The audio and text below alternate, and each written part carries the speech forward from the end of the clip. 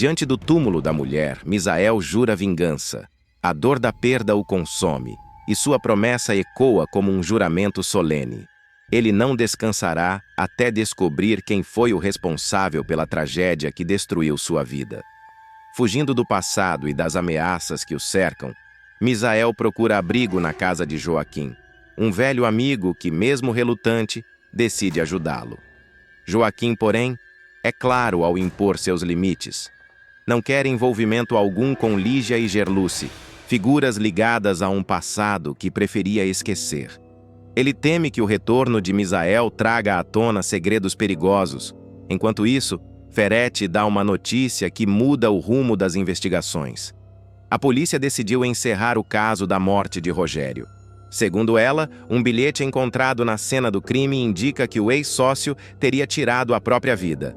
Zenilda, incrédula, sente que há algo errado nessa versão e começa a desconfiar de que alguém poderoso está manipulando as circunstâncias para encobrir a verdade.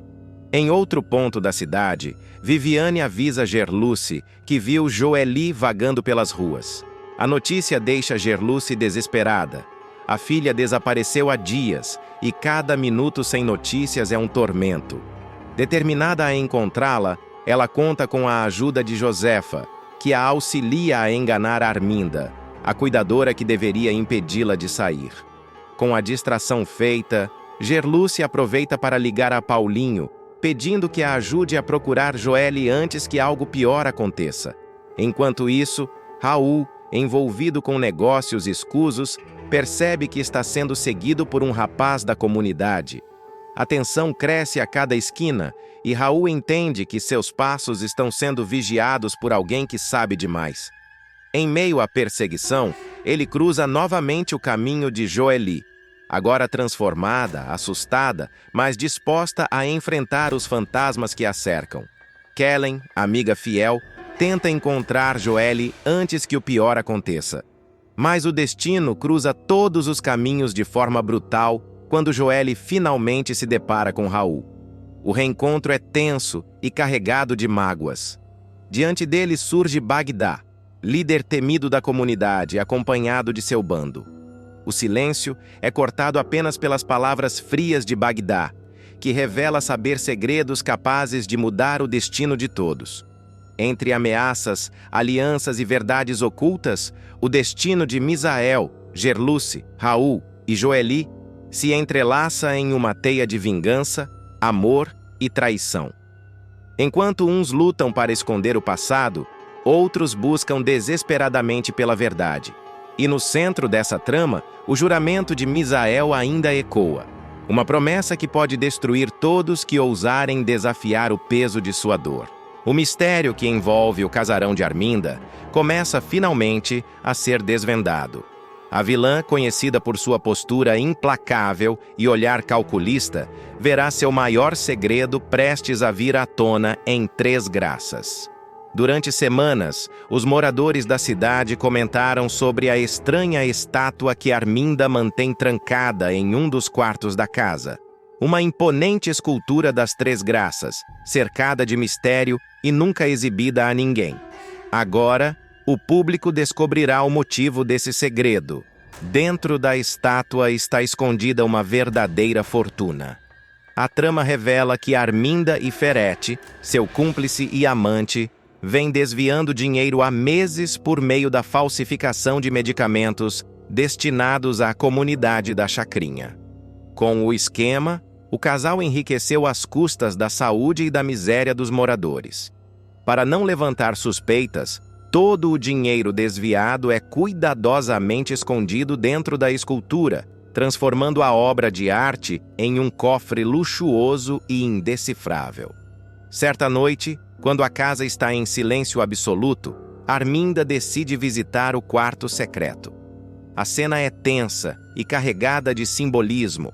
A penumbra domina o ambiente e o som dos passos da vilã ecoa pelos corredores do casarão.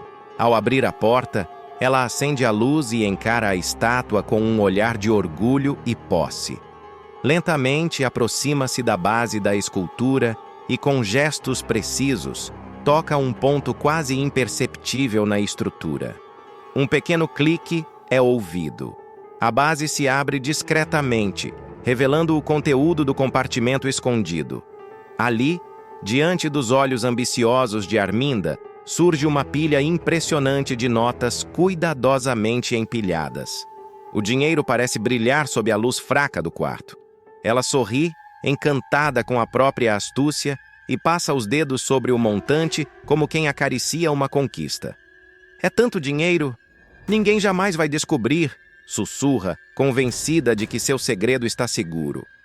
Em seguida, fecha novamente o compartimento, apaga a luz e sai do quarto com a mesma frieza com que entrou. Enquanto isso, na casa dos empregados, Gerluce começa a desconfiar da patroa. Curiosa por natureza, ela estranha o fato de Arminda manter uma estátua tão valiosa escondida em um cômodo trancado.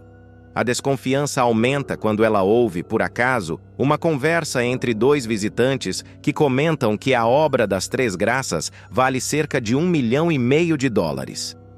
Intrigada, Gerluce se pergunta por que alguém esconderia uma fortuna dessas longe dos olhares de todos. Não faço ideia de quanto é isso em reais, mas com certeza dava para comprar casa para todo mundo da chacrinha, comenta, chocada com o valor. A fala revela não apenas sua surpresa, mas também o contraste entre a pobreza da comunidade e a opulência de Arminda. A tensão aumenta quando Ferete, percebendo o comportamento curioso de Gerluce, alerta a Arminda de que talvez seja a hora de mudar o esconderijo. Essa empregada anda farejando demais, diz ele desconfiado. Arminda, porém, o tranquiliza. Ninguém vai descobrir nada. Aquela estátua é o último lugar onde alguém procuraria dinheiro. Mas, no fundo, a vilã sente que o cerco começa a se fechar. A descoberta da fortuna escondida promete mudar o rumo da história. Gerluce, determinada a entender o que se passa, começa a investigar discretamente. Ela nota os horários em que Arminda some pelos corredores e percebe que sempre carrega consigo uma pequena chave de ferro. A cada detalhe, sua curiosidade cresce. O segredo de Arminda está prestes a ser exposto, e com ele, toda a rede de corrupção que envolve a falsificação de remédios e o enriquecimento ilícito do casal. Quando a verdade vier à tona, Três Graças nunca mais será a mesma. As máscaras cairão, e a estátua das Três Graças, antes símbolo de elegância e poder, se tornará o emblema da ganância e da traição. Nos próximos capítulos de Três Graças, uma sequência de revelações surpreendentes promete agitar os corredores da mansão Ferete e abalar de vez a confiança entre os personagens. Gerluce, sempre dedicada e observadora, se verá no centro de segredos antigos e paixões inesperadas, enquanto tenta lidar com os mistérios que cercam sua patroa, Josefa, e a enigmática escultura de As Três Graças. Tudo começa quando Joelle, abalada por problemas pessoais e pelo preconceito que enfrenta dentro da própria família, procura apoio em Gerluce. Sensível à dor da jovem, a cuidadora se torna seu porto seguro, escutando desabafos e oferecendo conselhos com afeto e paciência. Entre lágrimas, Joelle revela que se sente sozinha, sem espaço para ser quem realmente é. Gerluce, emocionada, segura suas mãos e promete estar ao lado dela. Você é mais forte do que imagina, Joelle. Às vezes, é nas injustiças que a gente descobre do que é feita. As palavras da cuidadora confortam a moça, que sorri pela primeira vez em dias. A amizade entre as duas crescerá, e Gerluce passará a ser vista como uma espécie de guardiã dos mais vulneráveis na casa, algo que incomodará profundamente a Arminda. Pouco tempo depois, Josefa, num raro momento de lucidez, chama Gerluce ao seu quarto. A idosa, visivelmente nervosa, segura a mão da cuidadora e fala em voz baixa, como se temesse ser ouvida. Você precisa saber de uma coisa, minha filha. A escultura As Três Graças, ela é verdadeira, autêntica, vale uma fortuna. Gerluce fica perplexa. Sempre vira aquela peça como parte da decoração da mansão, mas nunca imaginara que pudesse esconder tamanho valor. Josefa continua quase em sussurros. Tem gente aqui dentro que mataria por ela. Promete que vai cuidar de mim e da estátua. Antes que a cuidadora possa perguntar mais, Josefa se cala, mergulhando novamente em seu silêncio enigmático. Intrigada, Gerluce procura Lígia, sua amiga e confidente, e revela o que ouviu. A dona Josefa disse que aquela escultura é verdadeira, e mais, que o Dr. Rogério não se matou, que foi outra coisa. Lígia arregala os olhos espantada. Mas, Gerluce, isso é muito sério. Todo mundo sabe que ele tirou a própria vida. Pelo menos é o que sempre contaram. Gerluce, no entanto, sente que há algo errado naquela história. A lembrança de Josefa tremendo e sussurrando a deixa inquieta. Se for verdade, alguém aqui dentro está escondendo um crime, conclui. Enquanto isso, na vila, Paulinho não consegue tirar Gerluce da cabeça. Desde que a viu pela primeira vez, encantou-se por sua força e simplicidade. Diferente das mulheres com quem estava acostumado, Gerluce o desarma com o olhar sereno e a fala doce. Ele passa o dia distraído, imaginando como seria conquistar o coração dela. Aquele sorriso parece que ilumina até o canto mais escuro da casa, comenta consigo mesmo, sem perceber que está apaixonado. Na mansão, Leonardo, o filho mimado de Arminda, demonstra impaciência com o comportamento mandão da mãe. Reclama do controle que ela exerce sobre todos e do jeito autoritário com que trata os funcionários. Você acha que pode manipular o mundo, mãe? Mas um dia isso vai sair do seu controle, diz para ele, cansado das ordens e das intrigas. Arminda, em resposta, apenas o encara com aquele olhar gélido que amedronta até os mais corajosos. O que eu faço, Leonardo, é proteger o que é nosso. E se você tivesse um pouco mais de ambição, entenderia mais tarde, quando a casa está em silêncio. Arminda surge sozinha na sala. O relógio marca quase meia-noite. Ela se aproxima da escultura As Três Graças e começa a mexer discretamente na base da peça. Depois de um leve clique, um compartimento secreto se abre, revelando um maço volumoso de dinheiro cuidadosamente guardado. Ninguém vai imaginar que a fortuna está aqui, murmura, sorrindo. O brilho das notas reflete em seus olhos, revelando sua verdadeira natureza. Gananciosa, calculista e capaz de tudo para manter o poder. Na manhã seguinte, enquanto Arminda finge tranquilidade, Paulinho toma coragem e decide se aproximar de Gerluce. Ele a encontra no jardim, cuidando das flores de Josefa, e inicia uma conversa tímida. Você sempre foi assim, cuidadosa com tudo? Ela sorri, surpresa com o interesse dele. É o que aprendi. Quando a gente cuida dos outros, acaba cuidando um pouco da gente também. Paulinho se encanta ainda mais e decide ir direto ao ponto.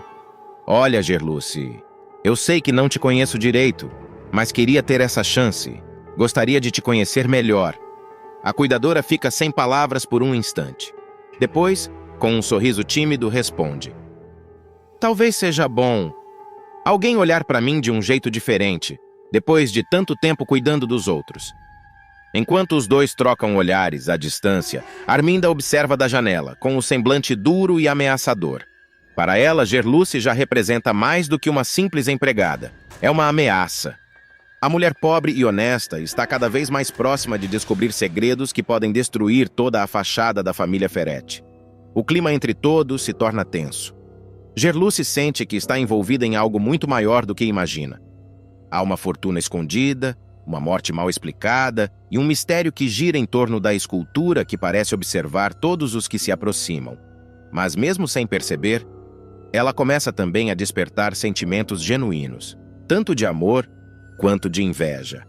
Nos próximos capítulos, a cuidadora terá de equilibrar o coração e a razão, confiar em Paulinho e arriscar-se no amor, ou continuar em silêncio para sobreviver à teia de segredos que envolve a mansão. E enquanto isso, As Três Graças, bela, fria e silenciosa, seguirá guardando o dinheiro sujo e as verdades mais perigosas dos Ferretti. Gerluce descobre que os remédios distribuídos pela Fundação Ferretti, instituição tida como símbolo de solidariedade e progresso, são falsos.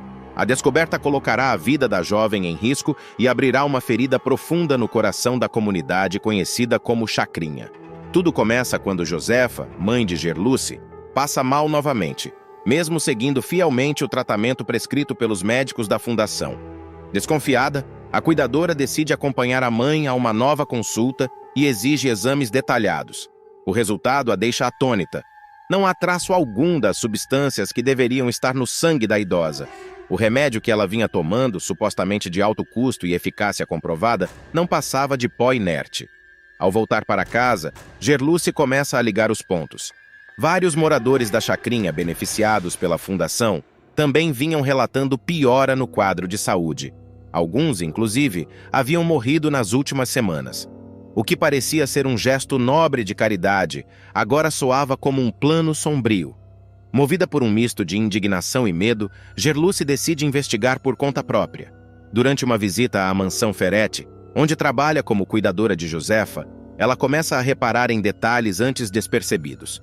O cofre da sala que Arminda nunca deixa destrancado, as caixas de medicamentos empilhadas no depósito e o comportamento nervoso dos funcionários sempre que o nome da fundação é mencionado. A sensação de que algo terrível está sendo escondido torna-se insuportável. A confirmação de suas suspeitas acontece de forma inesperada. Certa noite, enquanto leva um chá para Josefa, Gerluce escuta vozes vindas da sala principal. Curiosa, ela se aproxima em silêncio e reconhece as vozes de Arminda e Ferretti. A conversa começa com um tom banal, mas logo ganha contornos assustadores. "Eu tô ficando preocupada com mamãe", diz Arminda, visivelmente aflita. "Esses lapsos de memória dela estão piorando. E se ela resolver falar alguma coisa?" "Você sabe que ela sabe demais, Ferretti", frio e impassível, responde com um sorriso cínico. "Então troca os remédios verdadeiros dela pelos falsos. Não é isso que a gente faz com todos os outros doentes idiotas? Vai ser só mais uma velha calada." As palavras ecoam como facadas no peito de Gerluce. Ela sente o chão sumir sob os pés ao perceber que a própria patroa e o homem que se diz benfeitor estão por trás da distribuição dos medicamentos falsificados. Em choque, tenta recuar, mas o destino prega uma peça cruel. Esbarra em um vaso de porcelana que cai e se despedaça no chão. O som do impacto corta o silêncio e denuncia sua presença. "Quem tá aí?" grita Arminda, assustada. Gerluce tenta correr, mas é tarde. Ferretti surge na porta e a encara com um olhar gelado. A tensão se instala e o ar parece pesado o suficiente para ser cortado. O desfecho da cena se arrasta para o capítulo seguinte, quando a cuidadora é levada de volta à sala pelos patrões. Tremendo, ela tenta se justificar. Eu só vim procurar um creme para Dona Josefa. Ela pediu antes de dormir Arminda de braços cruzados. Não acredita em uma palavra." "Coincidência demais, Gerluce. Logo agora, tão tarde?" Ferretti se aproxima devagar, sorrindo com aquela calma perturbadora que antecede o perigo. "Não interessa se escutou ou não a nossa conversa", diz ele, num tom baixo e ameaçador. "Mas se sair por aí repetindo o que não ouviu, você nem imagina o que eu sou capaz de fazer com você." Gerluce tenta manter a compostura, apesar do pavor estampado no rosto. "Eu juro que não ouvi nada, Dr. Ferretti. Tava só procurando o creme." "Então procura", ordena ele, apontando para o armário. "Mas procura direito, porque eu tô de olho." Arminda, desconfiada, decide pressionar ainda mais. "E se não tiver creme nenhum lá na sala, o que a gente faz com ela?" Ferretti lança um olhar cruel para Gerluce e solta a frase que ecoará como prenúncio de desgraça. "Aí, como se diz lá na favela onde você mora, vai dar ruim." A ameaça paira no ar, gelando a espinha da moça. Ela sente o coração acelerar e sabe que, a partir daquele momento, sua vida nunca mais será a mesma. Por dentro, a cuidadora trava uma batalha entre o medo e a coragem. Sabe que precisa agir, mas qualquer passo em falso pode custar caro, não apenas a ela, mas também à mãe e a toda a comunidade que confia cegamente na Fundação Ferretti. Nos dias seguintes, Gerluce tenta disfarçar o nervosismo. Finge normalidade, continua cuidando de Josefa e cumprindo suas funções, mas começa secretamente a reunir provas. Guarda as embalagens dos remédios, anota as datas de entrega, fotografa as caixas no depósito. Ao mesmo tempo, tenta alertar os vizinhos da chacrinha, sem levantar suspeitas. Enquanto isso, Ferretti passa a vigiá-la mais de perto. Manda um segurança segui-la até a vila, e Arminda, consumida pelo medo de ser desmascarada, começa a desconfiar até da própria sombra. O jogo de gato e rato se intensifica, e Gerluce percebe que cada passo pode ser o último. Determinada a revelar a verdade, ela encontra um aliado inesperado, um repórter investigativo que há meses suspeita das atividades da fundação. Juntos, eles planejam expor o esquema de falsificação e salvar a comunidade. Mas Ferrete, sempre um passo à frente, descobrirá o envolvimento de Gerluce e tentará calá-la antes que a verdade venha à tona. O que antes parecia uma simples história de caridade se transformará em uma luta desesperada entre o bem e o mal, com Gerluce no centro de uma conspiração mortal e o aviso do vilão ecoando em sua mente como uma sentença. Vai dar ruim. Nos próximos capítulos de Três Graças, as tensões atingem seu ponto máximo quando Arminda perde a paciência com Gerluce, deixando clara sua decepção com as últimas atitudes da funcionária. A cena começa em um clima carregado, no casarão onde Arminda comanda tudo com rigor.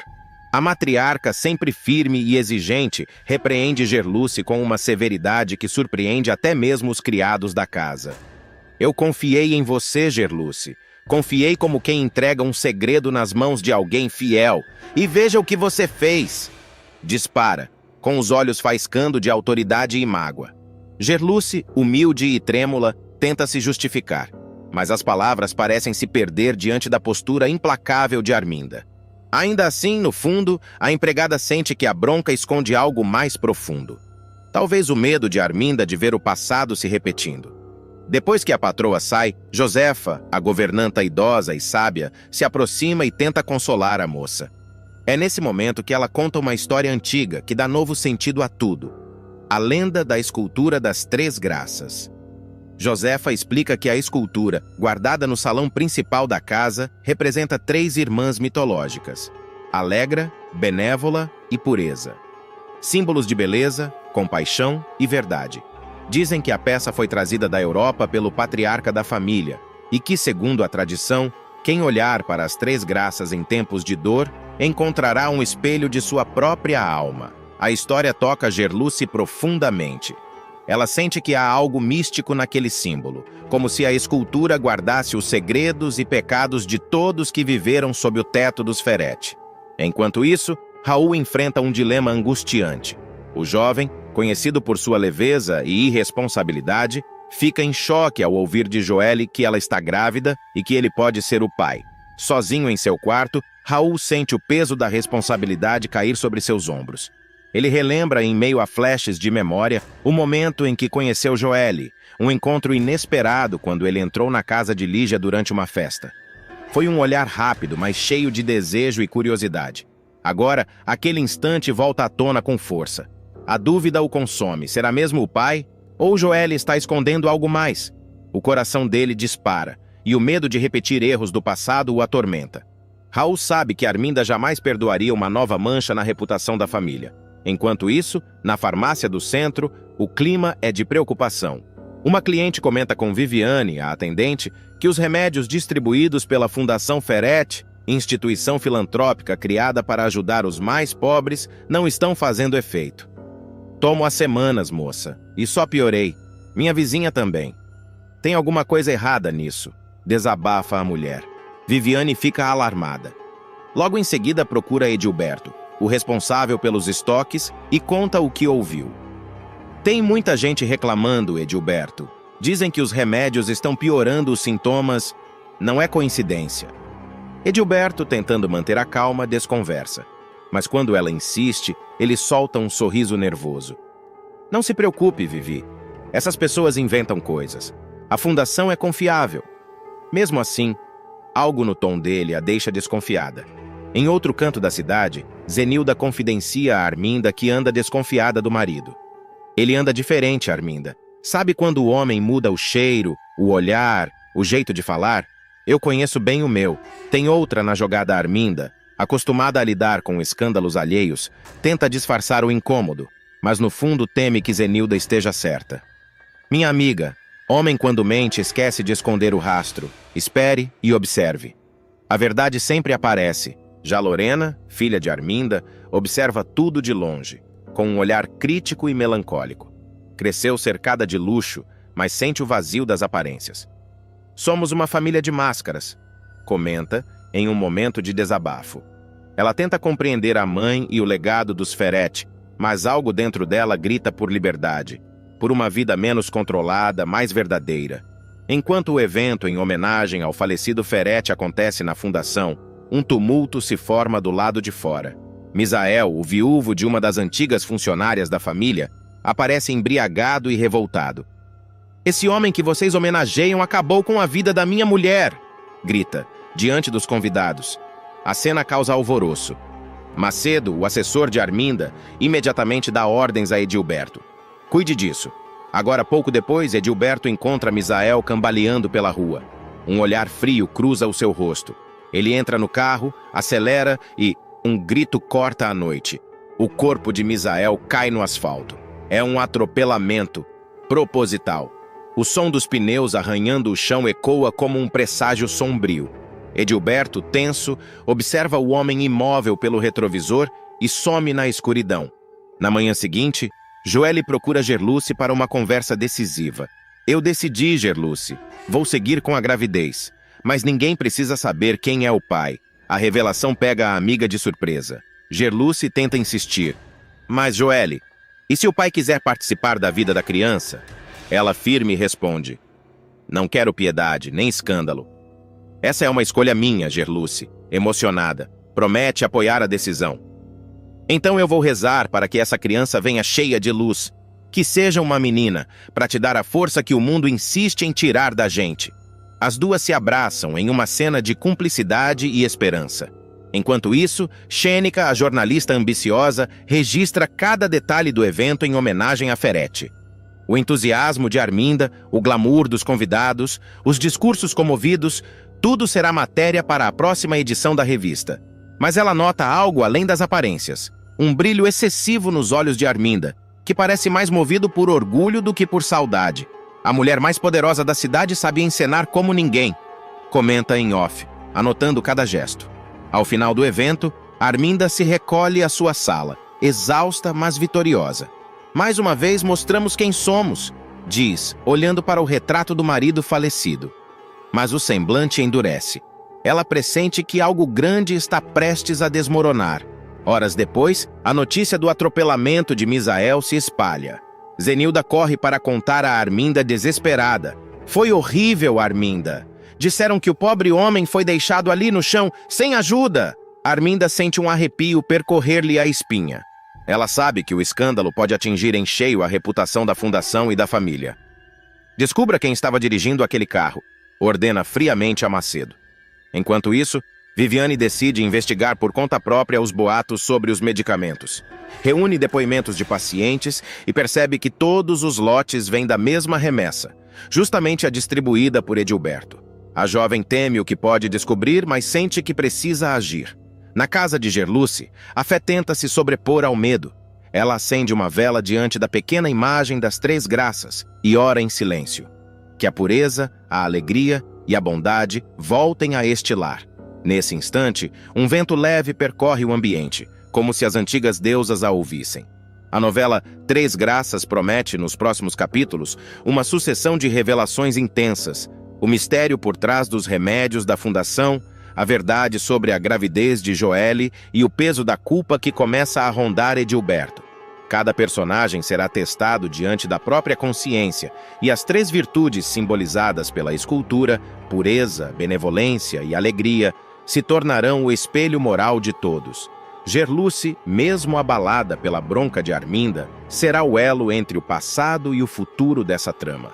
A moça simples e devota talvez seja a única capaz de compreender o real significado das Três Graças e de restaurar, com sua fé e bondade, aquilo que o poder e a ambição destruíram.